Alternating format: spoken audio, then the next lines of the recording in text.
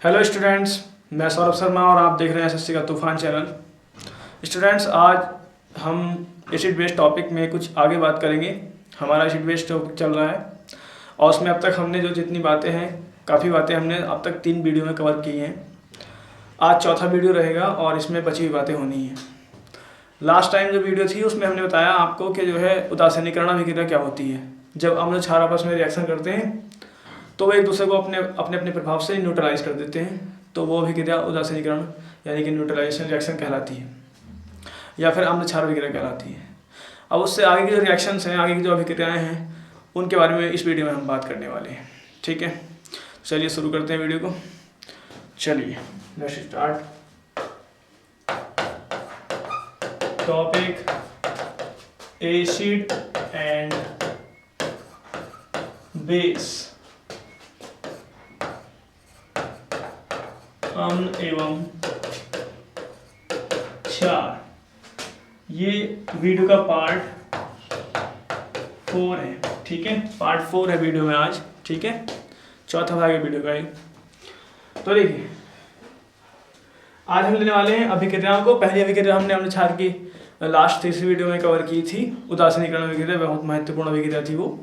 उसके बाद अभिक्रिया आज हम देखने वाले हैं धातुओं की अम्ल और क्षारों से क्रिया। धातुओं की अम्ल और क्षारों से क्रिया। तो देखिए, आज का जो टॉपिक है वो है धातुओं की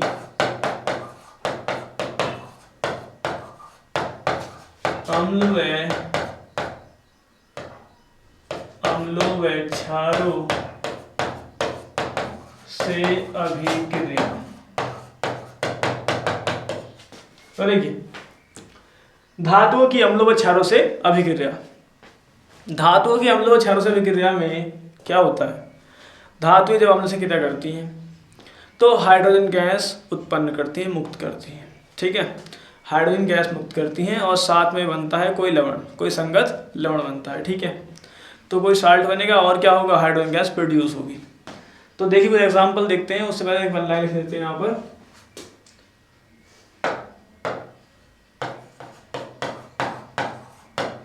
धातुओं की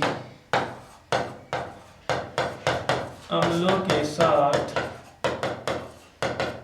क्रिया से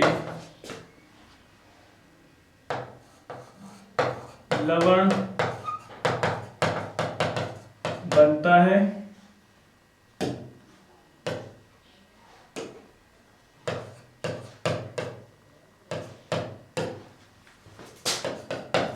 तथा H2 गैस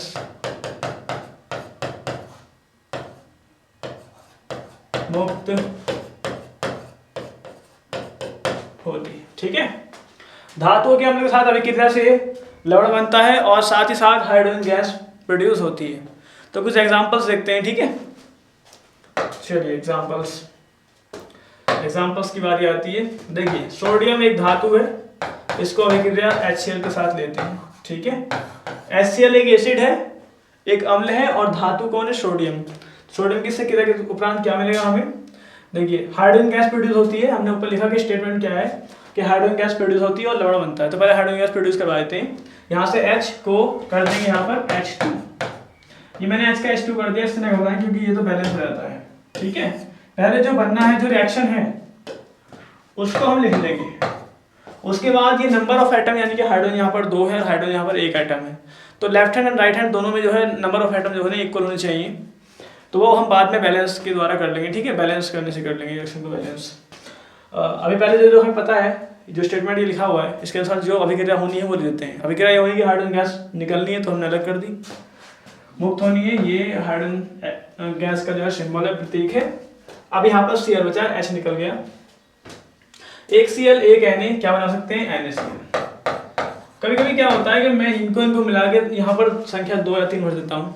ठीक है, तो उसका क्या मतलब है, उसके लिए अभी हम जानेंगे किसी और वीडियो में। ठीक है, वैसे वो ऑक्सीजन नंबर होता है, जो नंबर यहाँ पर होता है चार्ज, जो नंबर यहाँ पर होता है चार्ज, उन्हें ऑक्सीजन संख्या बोलती है। वो यहाँ पर, इसका यहाँ पर और इसका यहाँ पर आ जाता है, जिससे जो है इस पूरे यौगिक का संगठन बनता है। ठीक है, इसे आप समझ सकते हैं केमिकल फॉर्मूला जो हमने क्लास 9 में सीखा था उसके अकॉर्डिंग। ठीक है, केमिकल फॉर्मूला कैसे बनाएं, कैसे आयनों को याद रखें, ठीक है, कैसे उनके नाम जानें। अब देखिए, अब यहाँ क्योंकि हाइड्रोजन वहाँ पर 2 है, यहाँ पर 1 है, तो बैलेंस कर लेता हूँ मैं रिएक्शन को। मैं अगर यहाँ 2 लगा दूँ, ठीक है, अगर मैं यहाँ 2 लगा दूँ तो 2 हाइड्रोजन बैलेंस हो जाते हैं और 2 Cl, लेकिन यहाँ पर Cl एक ही है तो 2 लगा देता हूँ। अब 2 Cl हो गए, लेकिन उसके साथ साथ Na कितने हो गए, 2 हो गए, तो फिर 2 यहाँ लगा देता हूँ। तो अब यहाँ 2, यहाँ 2 और यहाँ 2 और यहाँ 2, ऑल आर कंप्लीट, ठीक है, और ऑल आर इक्वल। यहाँ भी number of atom equal to number of atom, ठीक है। तो आगे देखते हैं। उसके बाद एग्जाम्पल्स और भी बहुत सारे हैं, ठीक है। देखिए यहाँ पे लेते हैं जिंक प्लस H2SO4, ठीक है, H2SO4। सल्फ्यूरिक अम्ल की जब क्रिया करते हैं जिंक के साथ तो क्या होता है, जिंक हाइड्रोजन गैस प्रोड्यूस होनी है, इसको अलग कर दीजिए तुरंत, हाइड्रोजन गैस अलग, ठीक है। तो अब बचता है SO4, बचता है जिंक। तो क्या मैं जिंक कर दूं, फिर से वही जिंक SO4 कर दूं, क्या सही हो जाएगा? बिल्कुल सही हो जाएगा, क्योंकि जिंक पे +2 चार्ज होता है, इसकी ऑक्सीजन संख्या +2 है, उसमें -2 चार्ज होता है, उसकी ऑक्सीजन संख्या -2 है। तो -2 यहाँ आएगा, +2 यहाँ आएगा, दोनों 2 से 2 कट के न्यूट्रलाइज हो जाएगा, उदासीन हो जाएगा, ठीक है।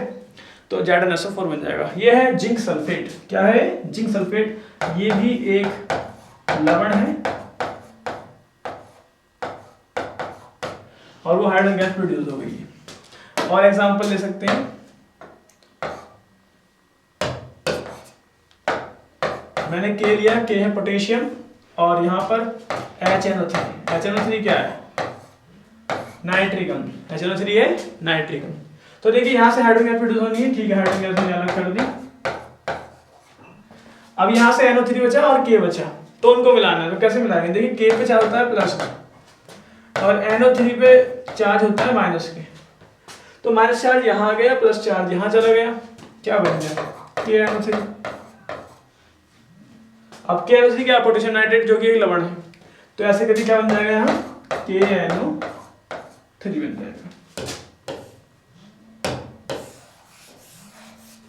चलिए और देखते हैं, और एग्जांपल बहुत सारे हैं। Magnesium plus HCl। मैग्नीशियम धातु है, HCl क्या है? हाइड्रोक्लोरिक अम्ल है, ठीक है, एसिड है। यहां से हाइड्रोजन गैस प्रोड्यूस कर दीजिए और Cl और Mg आपस में मिलेंगे, क्या बनाएंगे? MgCl। अभी पिछली एक्शंस में हमने देखा कि यहाँ पर जो है जितना बचा था उतना ही मिलकर कुछ ना कुछ बन जाता था। जैसे कि यहाँ पर एक SL4, ये बन गया ZnSO4, यहाँ पर K, यहाँ पर NO3, KNO3 बन गया, यहाँ पे Cl, यहाँ पे NaCl बन गया। लेकिन यहाँ ऐसा नहीं हो रहा है, यहाँ MgCl क्यों नहीं बन रहा है, MgCl2 क्यों बन रहा है? तो ये है केमिकल फॉर्मूला, ठीक है। क्लास 9 में हमने केमिकल फॉर्मूला बनाना सीखा था, उसी के अकॉर्डिंग ये MgCl2 बना। देखिए कैसे बना है। और आपने जो है आयनिक बंध सीखे होंगे क्लास 10 में। हाँ, क्लास 10 में थोड़ा बहुत आपने आयनिक बंध सीखा होगा, तो उसमें भी बात आती है, ठीक है। Mg पे चार्ज होता है +2, Cl पे -1 की जब क्रिस क्रॉस करेंगे तो -1 यहाँ आ जाएगा, +2 यहाँ आ जाएगा, तो बन जाएगा MgCl2। 1 को लिखते नहीं है तो क्या बना? MgCl2, ठीक है। इसके लिए हमें केमिकल फॉर्मूला पढ़ना पड़ेगा और वो हम किसी वीडियो में जरूर पढ़ेंगे। सारे केमिकल फॉर्मूले आपको जो आयनिक वाले हैं, इनऑर्गेनिक कंपाउंड जो हैं, वो आपको लर्न हो जाए इजीली। इसलिए हमें केमिकल फॉर्मूला के लिए एक वीडियो बनानी पड़ेगी, ठीक है, और आप उसे देखना और लर्न करना, ठीक है। चलिए अब आगे देखते हैं।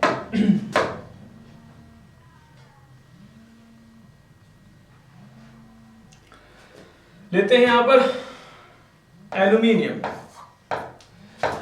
Plus H2SO4। एल्यूमिनियम धातु है और H2SO4 क्या है? सल्फ्यूरिक अम्ल है। तो यहाँ से हाइड्रोजन गैस प्रोड्यूस कर देते हैं, ठीक है, हाइड्रोजन गैस अलग हो गई। उसके बाद अब बचा यहाँ से SO4 और बचा यहाँ से Al। तो SO4 और Al क्या होना है? देखिए SO4 चार्ज होता है -K2, तो वो -K2 यहाँ आ जाएगा, Al2 हो जाएगा।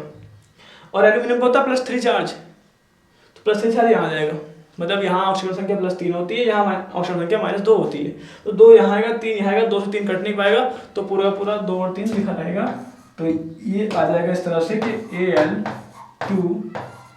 Al2SO4 ट्राइस एल्यूमिनियम ट्राइसल्फेट, ठीक है, या सल्फेट बोलो चलेगा, एल्यूमिनियम सल्फेट। तो ये लवण है और हाइड्रोजन गैस प्रोड्यूस हो रही है। तो ये कुछ एग्जांपल लिए हमने, जब धातु अम्ल से क्रिया करती है तो हाइड्रोजन गैस प्रोड्यूस करती है और साथ ही साथ कुछ लवण का निर्माण करती है। ठीक है, दोबारा सुन लीजिए, बड़े आसान है। अम्लों के साथ धातु की क्रिया हमें हाइड्रोजन गैस प्रोड्यूस करती है और हमें एक संगत लवण देती है। ठीक है, तो देख लें आप यहाँ पर 5 एग्जाम्पल मैंने लिए हैं यहाँ पर, और बहुत सारे एग्जाम्पल आप खुद से ले सकते हैं और एग्जाम्पल आप खुद ट्राई करें। चलिए इसको राइट कर लें, आप नोट्स बनाएं, ठीक है, फिर आगे बढ़ते हैं। चलिए देखते हैं फिर।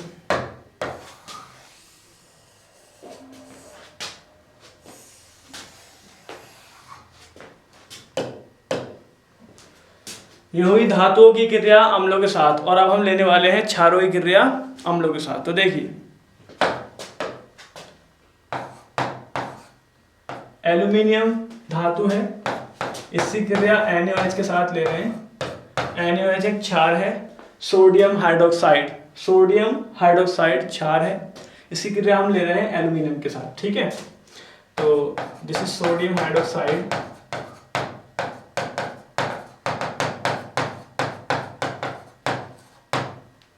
This is aluminium,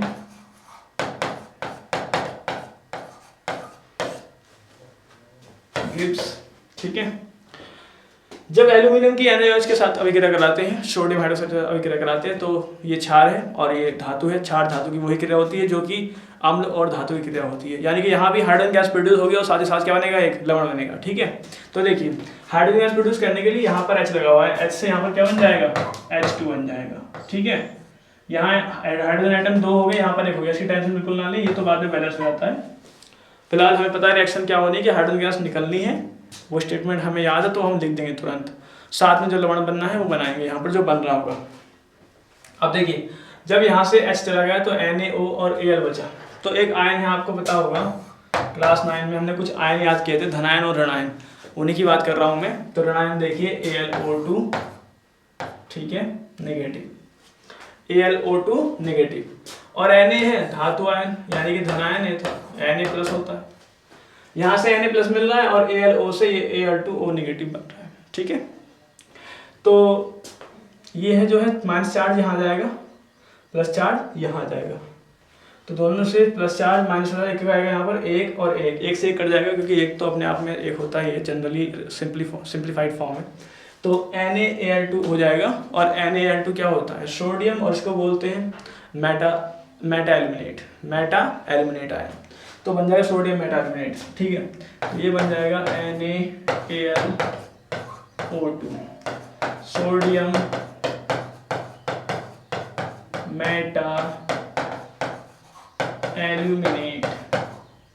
sodium Meta aluminate. ठीक है, उसके बाद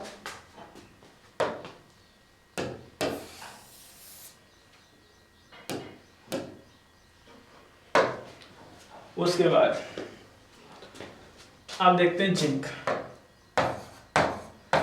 प्लस, जिंक धातु है और यहां ले लेते हैं हम NaOH के साथ। NaOH क्षार, सोडियम हाइड्रोक्साइड ऊपर लिखा हुआ है, और ये जिंक धातु है। ठीक है, तो धातु जिंक की अभिक्रिया क्षार से करा रहे हैं, हमें हाइड्रोजन गैस प्रोड्यूस हो जाएगी और हमें मिल जाएगा लवण। तो लवण देखिए Na और Z, तो बता दूं मैं आपको ZnO2 नेगेटिव, ये आयन होता है जिंकेट आयन, जैसे वो वाला Al2O नेगेटिव वाला मेटा एल्यूमिनेट आयन था, वैसे ही जो है ये ZnO2 क्या है, जिंकेट आयन है। और साथ में Na सोडियम बचेगा हमारे पास प्लस चार्ज के साथ, ये बचेगा यहाँ गया और OZ यहाँ पर आ गया। तो ये ऋणायन और धनायन जब मिलेंगे आपस में तो +2 यहाँ आ जाएगा और +1 यहाँ आ जाएगा। 1 तो लिखा नहीं आता तो Na2 ZnO2 हो जाएगा, तो हो जाएगा यहाँ पर Na2 ZnO2। ठीक है, और and this will be sodium zincate. ठीक है, क्या है, सोडियम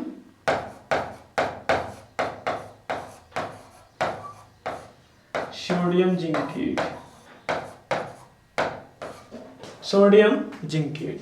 ठीक है, तो इस तरह से हो जाएगी धातुओं की क्षारों के साथ क्रिया और हाइड्रोजन गैस प्रोड्यूस होगी फिर से, और फिर से एक संगत लवण बनेगा। ठीक है, तो आप इसको नोट डाउन कीजिए और आगे भी और बातें होंगी इससे संबंधित, आगे बातें करते हैं।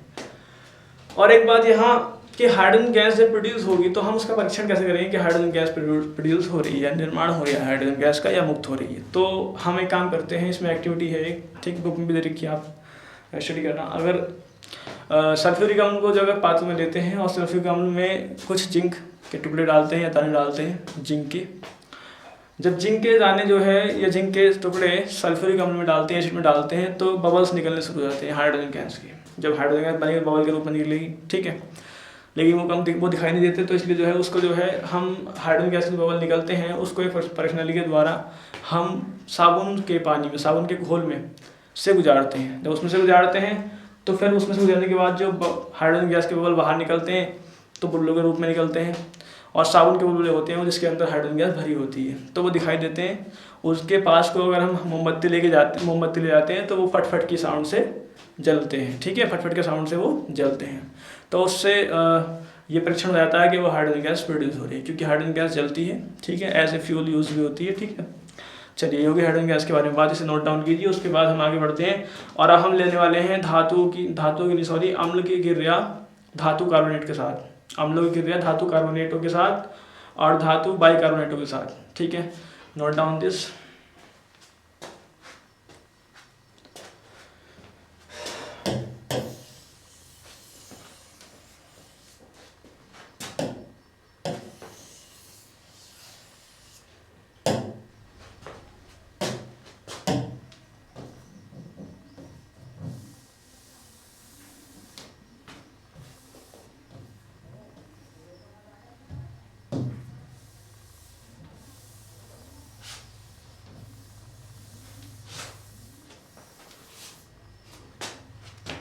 देखिए,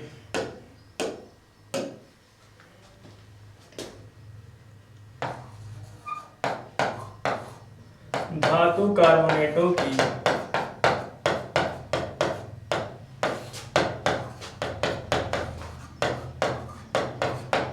अम्लों के साथ क्रिया। चलिए, हमने अम्ल क्षार अभिक्रिया देख ली और हमने अम्लों की धातु के साथ अभिक्रिया देख ली, क्षारों की धातु के साथ अभिक्रिया देख ली, और साथ ही साथ अब हम देखने वाले हैं धातु कार्बोनेटों की अम्लों के साथ अभिक्रिया। तो पहले हम जान लेंगे धातु कार्बोनेट क्या होते हैं, ठीक है। तो देखिए, धातु और कार्बन, धातु मतलब क्या, देखिए धातु बता दो आपको, धातु है जिंक,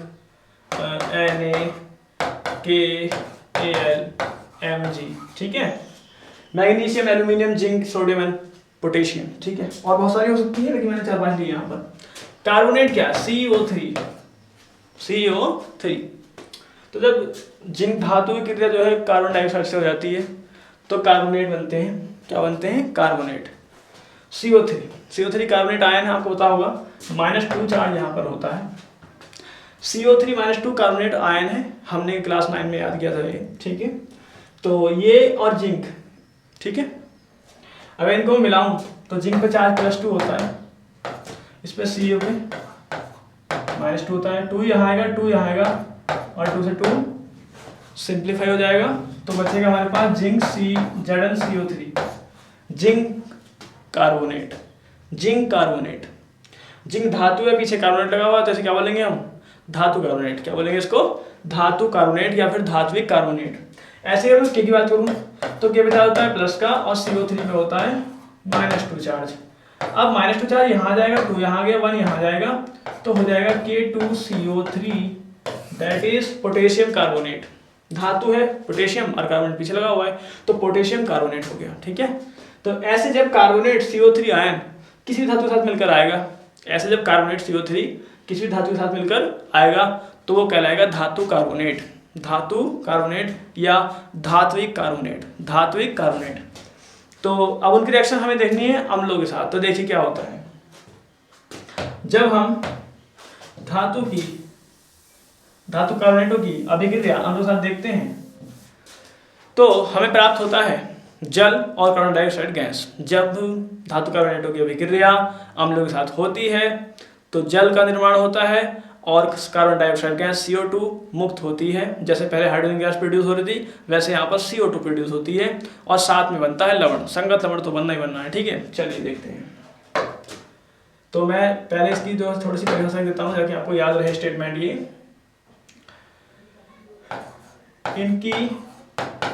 इनकी मतलब किनकी, धातु कार्बोनेटों और अम्लों की, इनकी अभिक्रिया से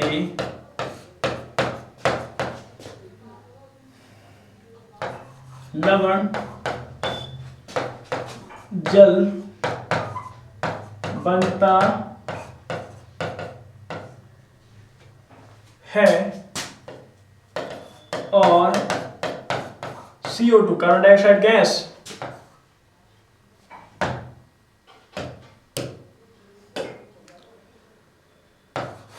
मुक्त होती है। ठीक है, चलिए स्टूडेंट्स, इनकी अभिक्रिया से लवण जल और हाइड्रोजन गैस, सॉरी हाइड्रोजन नहीं, CO2 कार्बन डाइऑक्साइड गैस मुक्त होती है। एग्जाम्पल ले लेते हैं। Example zinc Zn, zinc carbonate, sodium carbonate, magnesium carbonate, CaCO3, calcium carbonate. ठीक है, calcium carbonate, magnesium carbonate, sodium carbonate, zinc carbonate, ये 4 कार्बोनेट हमने लिए। इनकी अभिक्रिया HCl से, ठीक है, HNO3 से, फिर HCl से ले लेते हैं, सल्फ्यूरिक अम्ल से ले लेते हैं,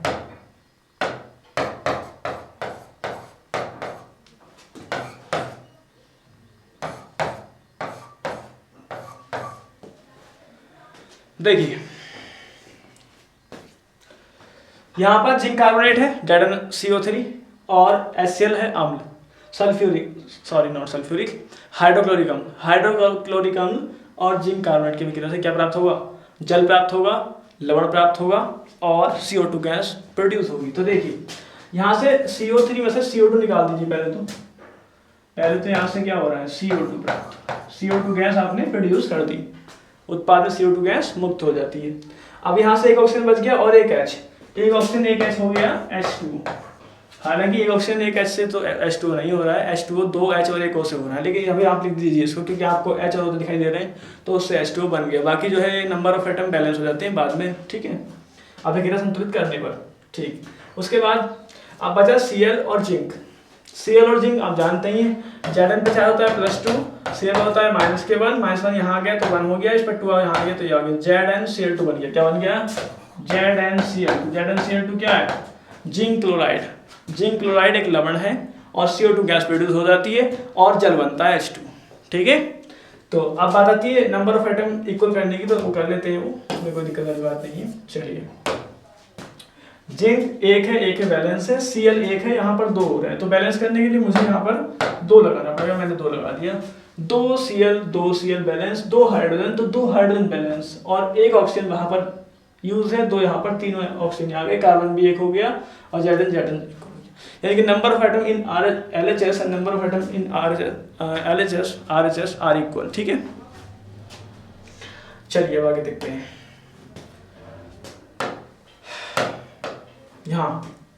यहाँ से फिर से hydrogen, sorry CO2 gas produce कर दीजिए, CO2 प्रोड्यूस कर दीजिए, प्लस क्या, एक हाइड्रोजन और एक ऑक्सीजन यहाँ से मिलके क्या बना लेगा, जल बना लेगा।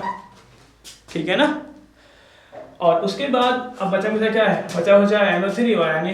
तो देखो Na पे +1 चार्ज और NO3 पे क्या होता है, -1 चार्ज। ये है नाइट्रेट आयन और ये सोडियम धन आयन, मिल जाएंगे, 1 यहाँ आ जाएगा, 1 यहाँ आ जाएगा, NaNO3 बन जाएगा सोडियम नाइट्रेट।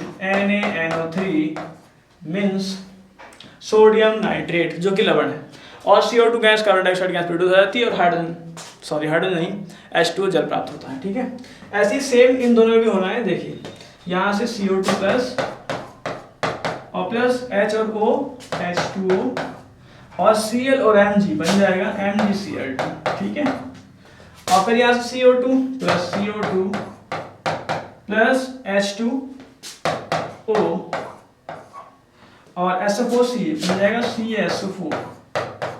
ठीक है, जैसे मैंने ऊपर बनाया वैसे ही ये रिएक्शन मैंने कंप्लीट कर दी है। अब इन पे जो है बैलेंस कर सकते हैं, यहाँ बैलेंस कर सकते हैं क्योंकि ये अनबैलेंस हो सकती हैं। C1 SO4 एक SO4 एक H2 वहाँ पर यूज हो रहा है, O3 और C1 कंप्लीट है, बैलेंस है नीचे वाली, ये वाली चेक कर लेते हैं। Mg1 है, Mg1 का Cl2 यहाँ पर एक हो रहा है, तो एक काम कर लेते हैं, यहाँ पर 2 लगा लेते हैं बस, ठीक है। 2 Cl से 2 Cl बैलेंस और एक Mg CO3 वो का बैलेंस है, 2H और 2H बैलेंस है, ठीक है। तो ऑल एटम्स आर बैलेंस, ठीक है। Number of atoms in LHS equal to number of atom in RHS, okay. चलिए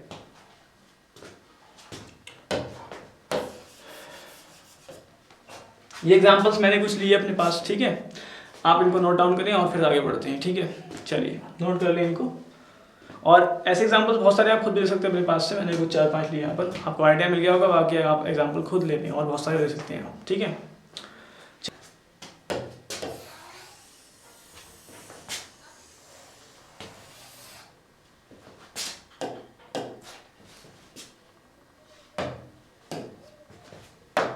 चलिए अब धातु कार्बोनेट की अभिक्रिया होगी। अब देखते हैं धातु बाइकार्बोनेट की। तो देखिए धातु बाइकार्बोनेट क्या है।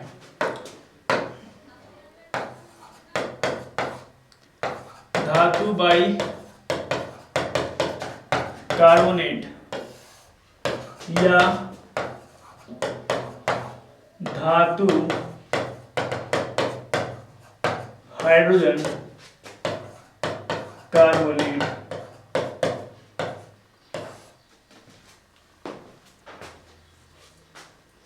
देखिए नाम से आप समझ गए होंगे।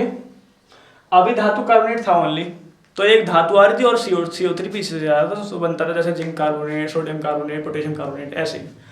अब बीच में बाई आ गया और या फिर हाइड्रोजन, एक ही बात है हाइड्रोजन या बाई, तो इसका मतलब एक हाइड्रोजन एटम बनाना है बीच में। तो देखिए जैसे आपने भी देखा कि ZnCO3 था, जिंक कार्बोनेट, और अब क्या हो जाएगा, जैसे आपको पता है CO3-2 चार्ज कार्बोनेट आयन होता है, वैसे ही अगर मैं HCO3 कहूँ, HCO3 तो चार्ज होता है -1, और तब ये कार्बोनेट नहीं, ये होता कहलाता है बाइकार्बोनेट या हाइड्रोजन कार्बोनेट, ठीक है। बाइकार्बोनेट आयन कहेंगे इसको, या हाइड्रोजन कार्बोनेट कहेंगे। तो अब धातु इनके साथ आएगी, यानी कि यहाँ पर मैं एक M धातु मान लेता हूँ, M4 जिंक, एल्यूमिनियम, सिल्वर, ठीक है, पोटेशियम, कैल्शियम, कुछ भी हो सकता है, वोटेवर, कॉपर वगैरह, ठीक है। तो ये कहलाएंगे, इस तरह का जो मेथड, इस तरह से जो फॉर्मूला है, इस तरह का जो फॉर्मूला है वो कहलाएगा धातु कार्बोनेट, धातु बाइकार्बोनेट या फिर धात्विक बाइकार्बोनेट, ठीक है, या फिर धातु हाइड्रोजन कार्बोनेट। तो इनकी रिएक्शन देखेंगे हम लोग साथ देखते हैं।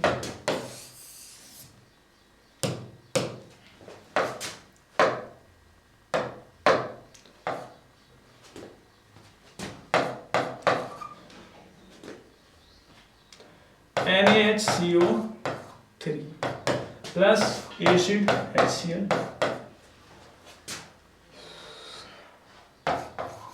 CaHCO3,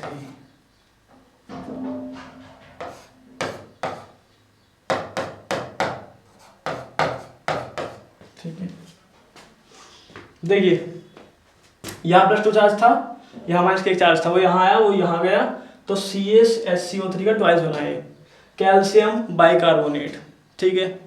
तो मैंने 2 रिएक्शन ले रहा हूँ, बाकी और बहुत सारे एग्जाम्पल आप खुद से ले सकते हैं, ये 2 ही काफ़ी होंगे समझाने के लिए आपको। देखिए सेम रिएक्शन, हाँ, जो धातु कार्बोनेट की अभिक्रिया हम लोग के साथ थी, वही सेम रिएक्शन यहाँ पर होने वाली है, बस CO2 प्रोड्यूस हो जाएगा, यानी कार्बन डाइऑक्साइड गैस, और जल बन जाएगा, ठीक है। तो देखिए CO2 तो यहाँ आ गया, एक O और एक H, और एक H ये रहा, H2 निकल गया, हो गया Cl और Na बचा, तो ये बच गया NaCl, लवण बन गया, कार्बन डाइऑक्साइड गैस बन गई और जल बन गया, ठीक है। चलिए यहाँ देखते हैं, यहाँ से फिर से वही CO2 plus hydrogen gas, hydrogen नहीं, H2 जल, और यहाँ से बच रहा है Cl, एक Cl बच रहा है और एक Ca बच रहा है, तो बन जाएगा CaCl2। अब ये रिएक्शन कंप्लीटली अनबैलेंस से बैलेंस करना पड़ेगा। तो देखिए Ca यहाँ पर तो एक ही यूज है, तो एक ही वहाँ पर यूज है, Cl एक यूज है, Cl वहाँ पर 2 यूज हो रहे हैं, तो यहाँ पर 2 लगा लीजिए, ये 2 लगा लीजिए, है ना। अब हाइड्रोजन कितने हो गए, 2 यहाँ पर 2 यहाँ पर 4 हो गए, वहाँ पर 2 हो जाते हैं, काम के लिए 2 लगा लीजिए, 2 दूनी 4 हो गए हाइड्रोजन, वहाँ पर 2 और 2 दूनी 4 यहाँ पर हो गए। अब 3 दूनी 6 ऑक्सीजन यहाँ पर उपलब्ध हैं और 2 ऑक्सीजन और 2 यहाँ 4 हो रहे हैं। हमें ऑक्सीजन 6 करने हैं, तो एक काम कर लेते 2 हम यहाँ लगा लेते हैं। अब 2 और 4, 2 दूनी 4, 2 6 हो जाएंगे। सॉरी ये पूरा गिर गया।